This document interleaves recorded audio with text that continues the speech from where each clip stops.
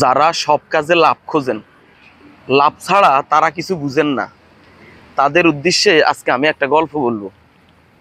এক বেড়া তেল কিনবার লাই গেছে তেল দোয়ানে। তো হাতে যাইবার সময় গিয়ে বোট গেল গেছে। তো হাতে যাই কয় ভাই আরে কত তেল দেন। তো হাতের বোট গের মধ্যে তেল দিছে, তেল দেওয়া শেষ হয়েছে। আর হাতে কয় আরে লাভান দিতেন না। তো কয় লাভান কেনে নিবি, তাহলে বোট গে সিট কর। তো এবার হাতে বোট গে সিট করছে, আর হাতার বোট গের পিছনে দিয়ে ছোট্ট খোরাই গিয়ে থাকে ইয়ের মধ্যে হাতার লাভান দিছে।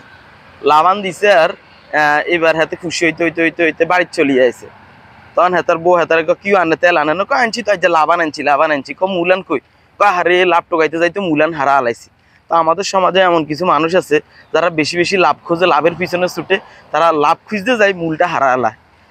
তো লাভ খুঁজতে যায় না বেশি আর কিন্তু মূল হারা আলাইবেন। আমার ভিডিওটা কেমন হয়েছে জানাবেন। ধন্যবাদ, আসসালামু আলাইকুম।